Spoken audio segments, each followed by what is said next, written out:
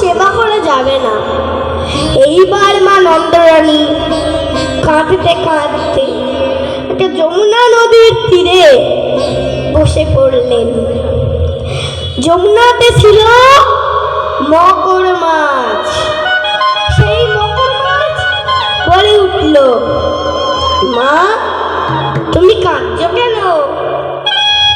মা দুর্গাসমতী বলে উঠলেন, মকর মাছ, আজকে তো একাদশী, আমি অন্ন রান্না করে ফেলেছি, আমি অন্ন কাউকেই দিতে পারছি না, কেউ সেবাও করছে না। তখন মকর মাছ বলে উঠল, এই অন্ন আমি গ্রহণ করতে পারি, আমার পাপ হয় হোক, কিন্তু একটা আমার শর্ত আছে, কৃষ্ণের সাথে আমার রাখতে হবে।